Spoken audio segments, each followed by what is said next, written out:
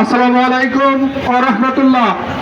আজকের এই বাংলাদেশ সরকারি কর্মচারী ঐক্য পরিষদ কর্তৃক আয়োজিত অবস্থান কর্মসূচিতে আমি টাঙ্গাইল জেলার পক্ষ থেকে যারা এসেছেন সবাইকে ধন্যবাদ জানিয়ে এবং পরিবার পরিকল্পনা বিভাগ থেকে সংহতি প্রকাশ করে আমার সংক্ষিপ্ত বক্তব্য আপনাদের সামনে আমি পেশ করছি। আপনারা জানেন আজকে আমরা কিভাবে কি নির্যাতিত হচ্ছে এই পে স্কেলের মাধ্যমে।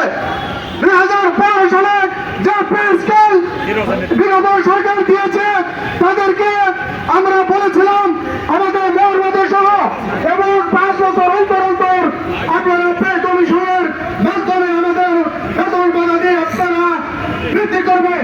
কিন্তু সচিবালয়ে যে আমরা থাকেন তারা বিগত সরকারকে যেভাবে কার কথা বলে তারা বলে 15 লক্ষ কর্মচারীকে যদি আপনারা 1 টাকা করে পারেন তাহলে 15 লক্ষ টাকা দিতে হয়।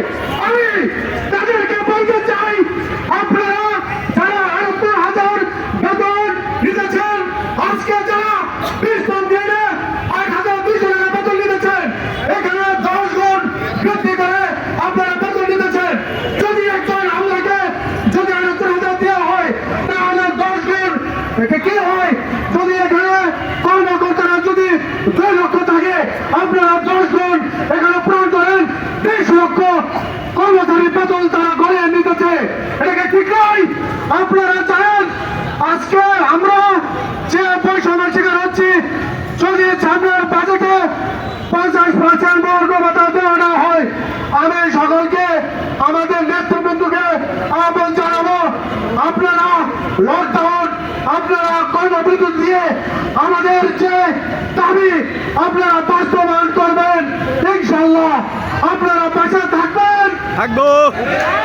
আমার সোনার বাংলায় আমার সোনার বাংলায় নমস্কার দিতে হবে। আমি আমার পূর্বের বক্তারা অনেক কথা বলেছেন, আমাদের সভাপতি অনেক কথা বলেছেন, তাদের কথায় আমি সম্মতি প্রকাশ করে আমার এই সংক্ষিপ্ত বক্তব্য এখানে শেষ করছি। বাংলাদেশ জিন্দাবাদ, সরকারি কর্মচারী জিন্দাবাদ।